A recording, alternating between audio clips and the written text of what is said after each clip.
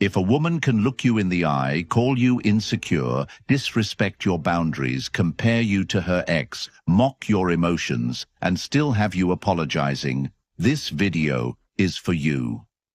You've spent too long doubting your gut, negotiating with disrespect, shrinking your standards to avoid conflict.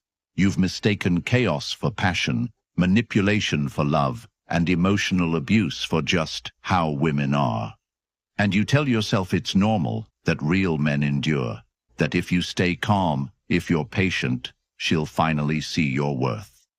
But she won't, because she's never been confused about your worth. She just knows you don't see it yet. And until you do, she'll keep using these 8 phrases to bend you, silence you, break you. But not anymore. This is the video that pulls the mask off her tactics, one by one, and hands you the map back to your peace. You'll learn why she says what she says, what it's really doing to your identity, and how to stop dancing for validation and start walking in truth. Because the moment you understand what these 8 phrases mean, and what kind of woman uses them, is the moment your life begins again. This isn't about hate, it's about clarity. And that clarity begins with one decision. You no longer abandon yourself to keep her comfortable. This is your initiation into peace, into discipline, into emotional sovereignty. The kind where you don't need to raise your voice to make a point. You don't need revenge. You don't even need closure. Because when a man becomes truly grounded in his values, in his inner stillness, in the kind of peace that isn't shaken by rejection or manipulation, he doesn't chase validation. He attracts respect. And the women who once used these phrases to control him, they no longer even exist in his world. Comment, never again, if you're done tolerating disrespect in the name of love. This is the last video you'll ever need to watch before everything changes. Number 1. If you loved me, you'd do it. When she says this, she isn't asking for love. She's demanding your obedience. She's framing your commitment like a test you were never meant to pass, with the hidden rule that your sacrifice is the only proof of affection she'll accept. But the more you bend, the more she resents you for bending. Because what she's really testing isn't your love, it's your spine. She's watching how quickly you'll compromise your values for her comfort, and the moment you say yes to something that makes you uneasy just to keep her happy, you lose a piece of yourself. And she notices. She doesn't say it, but she feels it. And from that moment, her respect for you quietly dies. This phrase sounds emotional, but it's strategic. It's subtle coercion. It thrives in silence. It gets you to abandon your peace and your plans to chase her validation. And every time you comply, she grows colder, not warmer. Have you noticed? The more you do out of love, the more indifferent she becomes. You show up, you overextend, you kill your goals. And she still says it's not enough, because it was never about love. It was about control. And this is how you get trapped. This is how men become shadows of themselves in relationships that slowly bury their confidence. You stop leading your own life and start living to avoid her disappointment. This is what happens when you believe your love needs to be proven, not lived. But understand this. You don't owe anyone your integrity. You don't prove love by losing yourself. Real connection doesn't require you to betray your own judgment. You are not a pawn in someone else's emotional game. You are not here to perform. You are not here to prove. If love has conditions attached to your peace, it's not love, it's psychological warfare. Learn to pause when you hear this line. Reflect. Ask yourself, do I want to do this? Or am I afraid of what she'll do if I don't? That question alone will set you free. You reclaim your power when you stop responding to threats disguised as intimacy, because what you allow today becomes her standard tomorrow. And before you know it, you're not in a relationship. You're in a contract where you do all the giving, and she does all the taking. Break the cycle. Let her walk if your no offends her. A woman who truly loves you will never put you in a position where you have to betray yourself to keep her. The men who thrive in this world, They don't move from guilt. They move from clarity. They know who they are. They know what they value, and they know when someone's love is just manipulation in disguise. That kind of inner strength, it's unshakable. When you have it, the world, and women, can't bend you at will, because you're already grounded. That is how you take this phrase, and instead of folding under its weight, you use it to rise, to see it for what it is, and to choose yourself, not as an act of defiance, but as a declaration of truth. And if you found yourself bending, breaking, and betraying your own values just to keep a relationship alive, then it's time to reclaim your mind, your voice, and your boundaries. That's exactly why I created the Stoic Relationship Blueprint, a powerful guide grounded in the timeless principles that built unshakable men long before modern confusion. This isn't just another ebook. It's your anchor, your roadmap, your permission to never lose yourself again in the name of love. Inside, you'll learn how to lead without controlling, feel without being manipulated, and walk away from emotional games without guilt. Once you get it, it's yours forever. No expiry, no subscription, just pure truth you can revisit anytime life tests you again. The link is in the comments. And the version of you who reads it, he never begs, he never chases, he leads.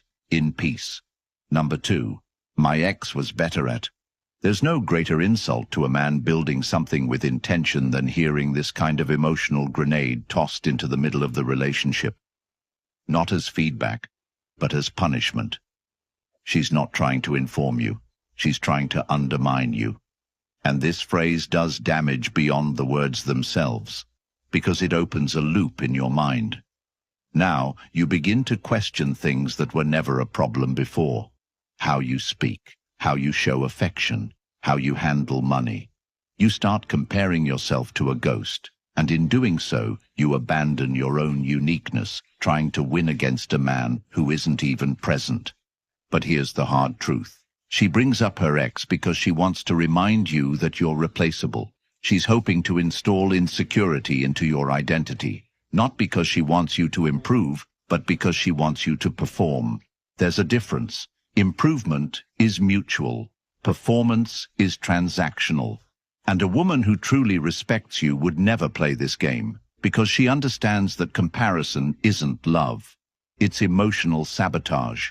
The moment you start seeing yourself through the lens of not enough, you begin to behave like a man who's already lost. You overcompensate. You chase her approval. You start tiptoeing around every conversation, hoping she'll validate you again. And she never does, because she doesn't need to. She has control now. You're hooked.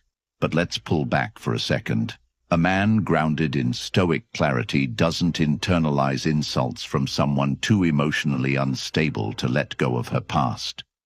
He observes the situation. He recognizes the bait, and he doesn't take it. He doesn't fight for position against another man in her memory. He doesn't argue to be better than her ex.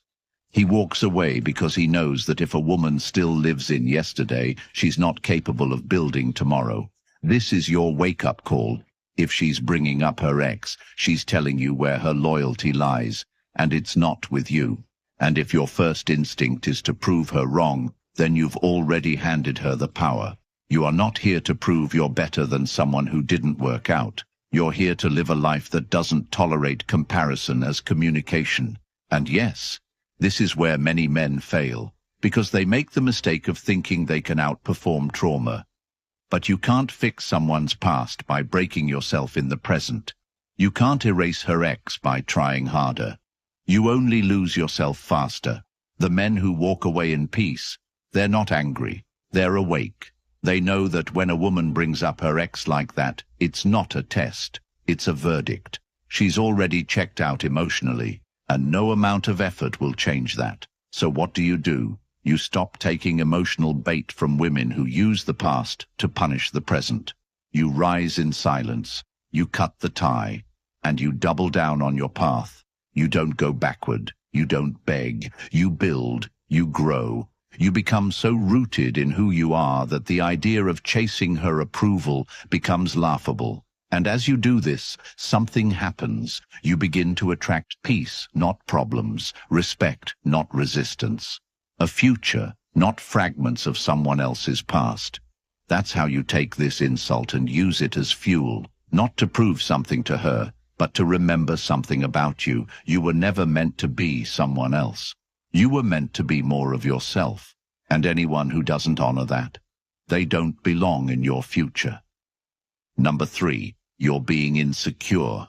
When she says you're being insecure, it's not because you've done something wrong. It's because you've sensed something she doesn't want you to notice.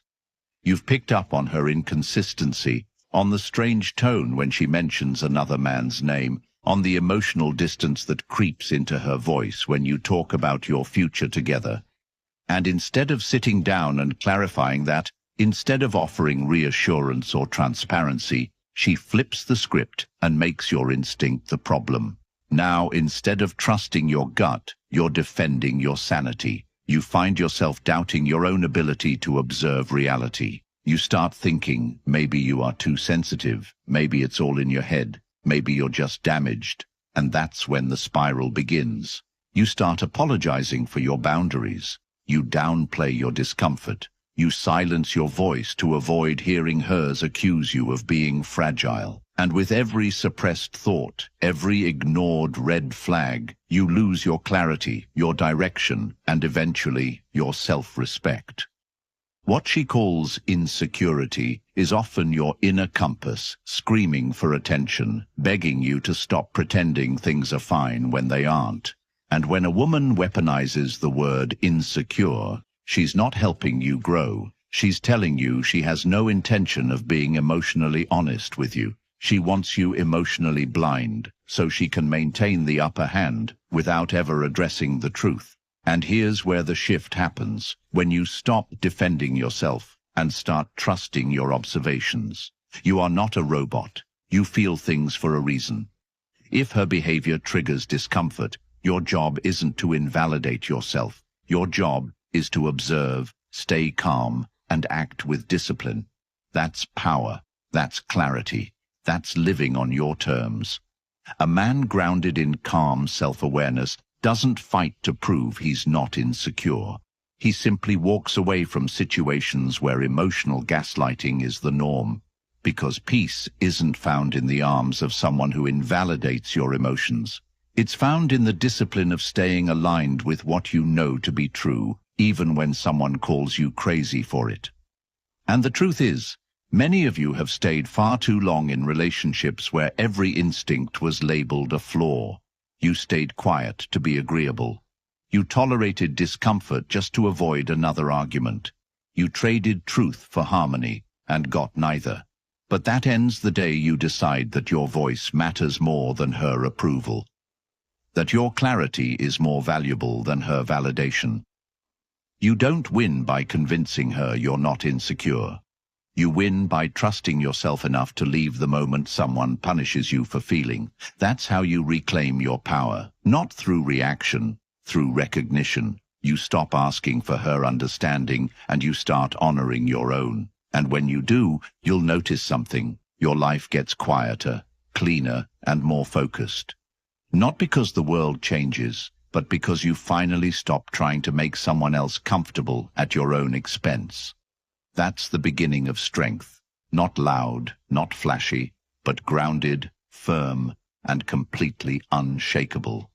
Number 4, I don't need a man. When she throws this phrase out like a badge of honor, she's not showing strength. She's covering weakness. Not the kind you mock, the kind that manipulates. Because the louder someone declares they don't need something, the more likely they secretly do. And behind those 5 words is a lifetime of disappointment, resentment, and unchecked bitterness that now gets projected onto every man she meets. She doesn't say it to be independent. She says it to assert dominance, to keep emotional control, and to remind you that you're disposable if you ever stop complying. And if you're not aware, if you take the bait and try to prove your worth, you'll step into the trap willingly. You'll start doing more, giving more, sacrificing more just to earn a place in a life where you're constantly reminded that your presence isn't essential. And that's where most men break, because you start asking yourself, why am I even here if she doesn't value what I bring? But you don't leave, because by then your self-worth is so wrapped up in trying to earn her softness that you start believing the only way to matter is to over-deliver. But deep down, you know something's off. You know that relationships built on threats of independence aren't rooted in connection. They're rooted in fear. Fear of vulnerability, fear of reliance, fear of actually needing someone and being hurt for it. But that's not your fear.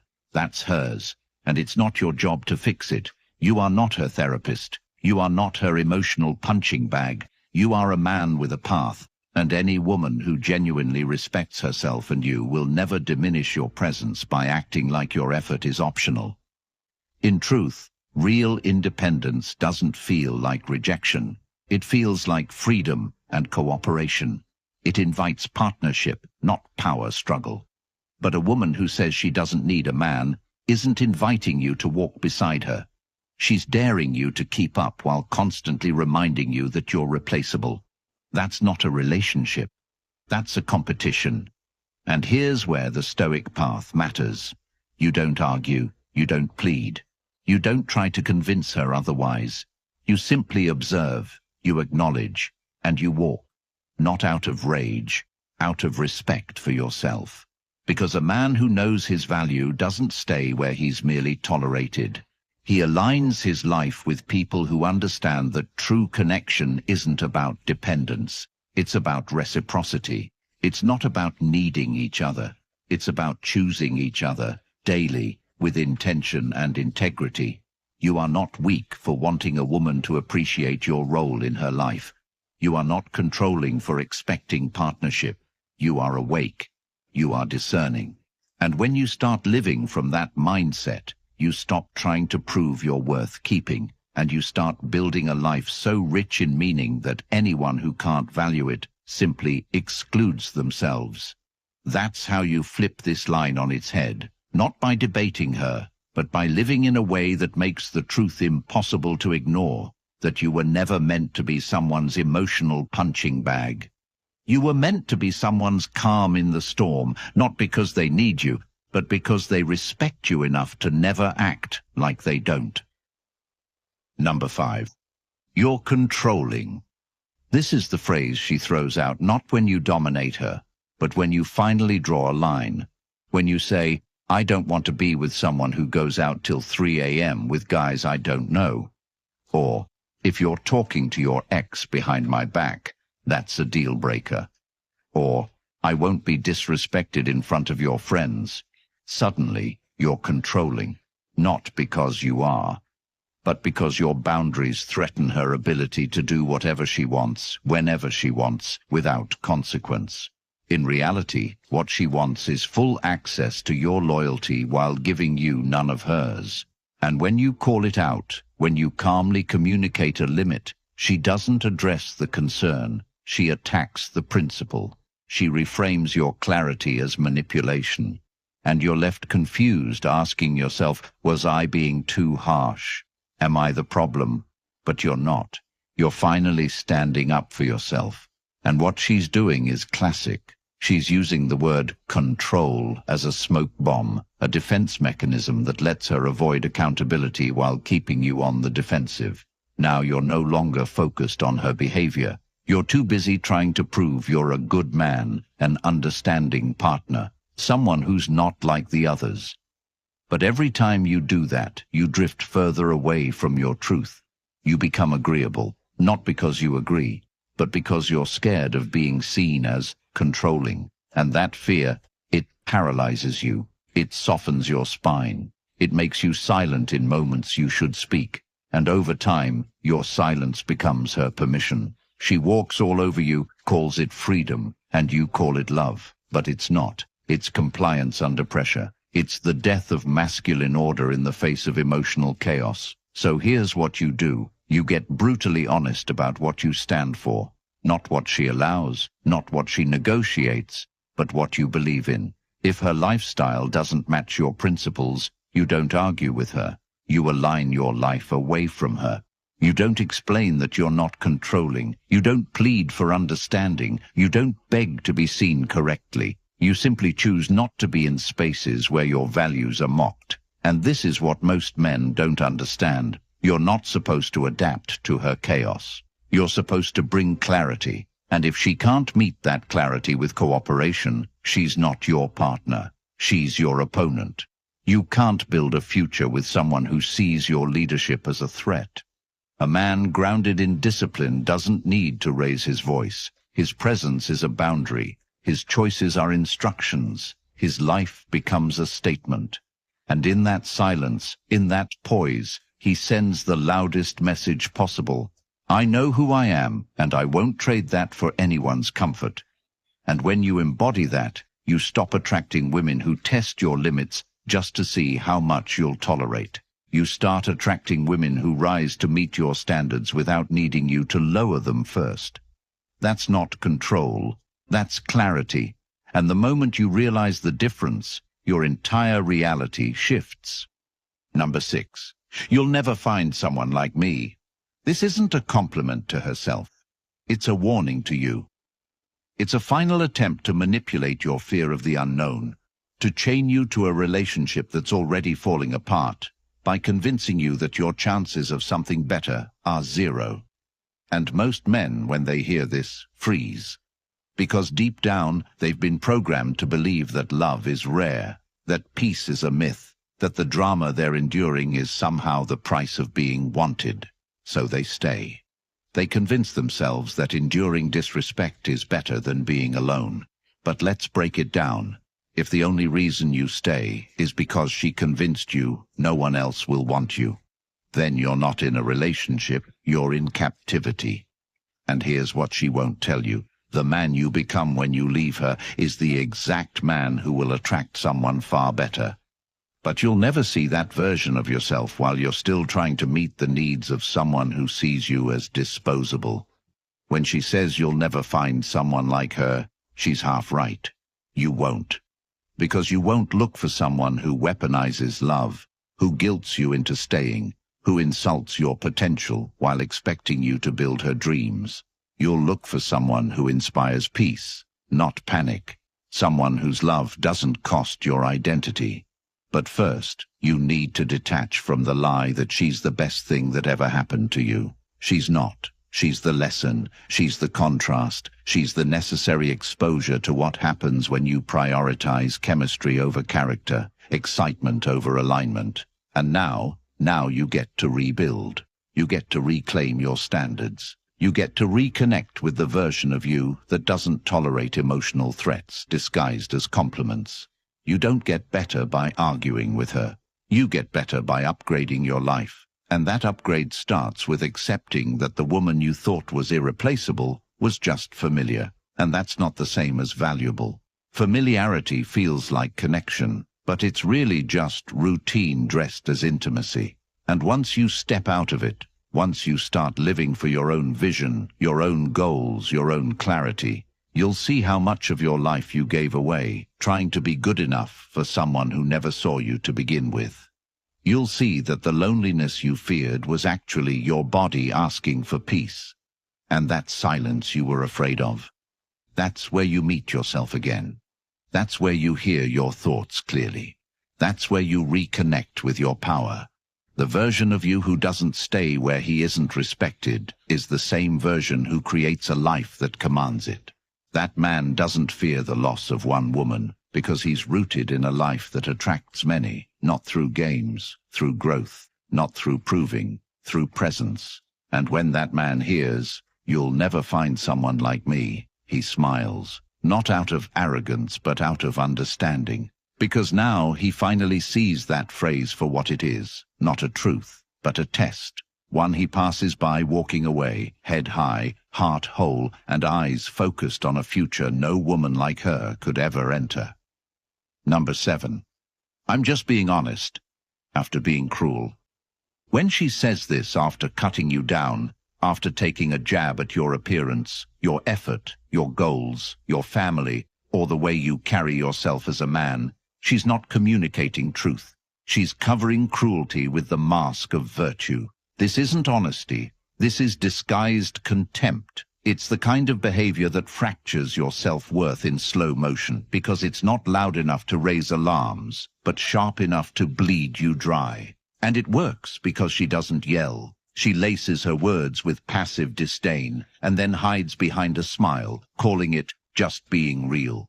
But deep down, it doesn't feel right. You don't walk away feeling clearer. You walk away feeling smaller. And that's the point. She's not speaking to elevate you. She's speaking to break your frame. Because when she makes you question your strength, your voice, your path, it makes her feel powerful. Not because she is, but because she's losing control. And cruelty becomes her weapon of last resort. And this is where most men fold. You justify her jabs. You tell yourself maybe she's just being direct. Maybe she's tough love. Maybe she's trying to help. But love doesn't make you feel like you're never enough. Love doesn't belittle you in public, then call it feedback. Love doesn't find your deepest vulnerabilities and press them under the guise of just being honest. That's not communication. That's warfare. And here's what most men don't understand. You don't have to accept it. You don't have to sit there, nodding, absorbing jabs that sound like advice. A man who values himself recognizes the tone, the pattern, the disrespect, and he doesn't explain why it's wrong. He exits, calmly, completely, without need for closure. Because the moment you start arguing with cruelty, you've already let it frame the conversation. And it wins, not because it's right, but because it has your attention. But when you walk away without defending yourself, without retaliating, you strip the power from her words. You show that your identity isn't on trial, that no one, no matter how close, gets to tear you down and call it love.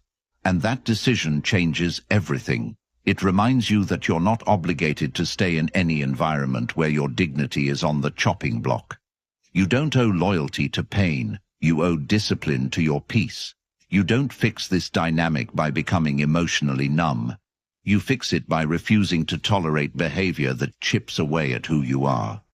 So next time she says, "I'm just being honest," and it doesn't come with compassion, alignment, or care, understand that she's not trying to connect. She's trying to dominate. And the strongest move you'll ever make is refusing to play that game, not with words, but with boundaries. And once you operate from that place, calm, self-governed, unattached to needing approval, you become untouchable.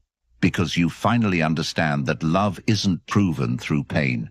It's revealed through how safe you feel being seen. And any woman who uses truth as a dagger instead of a bridge doesn't deserve your vulnerability. She deserves your distance, permanently. Number 8. You're too emotional. This is one of the most damaging phrases a man can hear, not just because of what it says, but because of what it implies. It tells you that your emotions are invalid, that your reaction isn't real, that your pain is dramatic. It trains you to suppress the very thing that keeps you sane, your ability to feel and process. When she says this, it's not because you've done something irrational, it's because your feelings are inconvenient. Your sadness, your disappointment, your frustration, they make her uncomfortable, so instead of listening, she labels you. And if you're not grounded in who you are, you start internalizing it. You start thinking your emotional sensitivity is weakness, that being aware of your inner world makes you less of a man, that needing clarity or peace is somehow feminine. So you start bottling it up.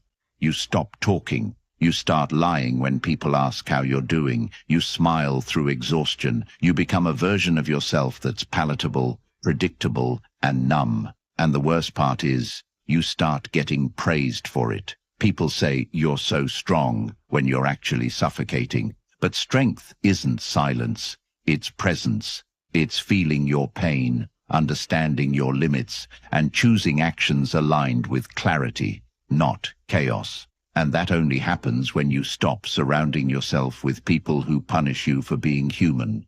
You don't need to be emotionally void to be respected. You just need emotional discipline, and there's a difference. Emotional discipline means you feel everything, but you respond with intention.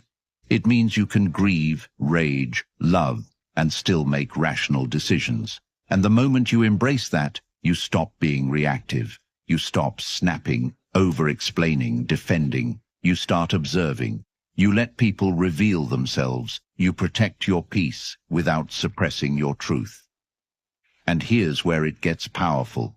When you own your emotional world, you stop seeking approval for your reactions. You stop giving women the power to define how you're allowed to feel, because your emotions aren't up for debate. They're data, they're messages, and any woman who labels them as too much doesn't deserve access to the parts of you that feel the deepest. You don't win by pretending you're unbothered. You win by mastering the art of feeling everything without being ruled by anything. And that mastery doesn't make you cold, it makes you clear. Because now you can hold space for pain without losing control. You can set boundaries without guilt. You can walk away without rage. That's real power. And when you live like that, when your emotions serve you instead of destroy you, no one can manipulate you with shame ever again. So if she says, "You're too emotional," you look her in the eye and walk away. Not to prove anything, but to protect everything you've built inside. Because that emotional world, that's your compass. That's where your clarity lives. That's where your legacy begins. And anyone who doesn't understand that has no place in the future you're creating. If you're tired of loving women who punish you for having a backbone, who call your standards control and your clarity insecurity, then you already know the truth. No one is coming to save you. And if you keep ignoring these signs, if you keep justifying her disrespect because you're afraid of being alone, you will lose years you can't get back. That's why I created the Stoic Relationship Blueprint ebook for men. The mental arsenal every man needs to walk into a relationship as a leader, not a servant. It shows you exactly how to stop chasing peace in people who only bring you pain, how to spot red flags in seconds, and how to build a life so grounded that no woman could ever shake it again. This isn't for passive men, it's for the ones ready to reclaim their power. So if you're done being emotionally blackmailed, if you're done being loyal to women who don't respect you, go to the pinned comment right now and grab the blueprint before it's gone. Comment the Stoic Blueprint. If you're done settling, like this video so more men can be saved from the traps you escaped, and subscribe so we can build a generation of men who never trade their self-worth for a relationship again.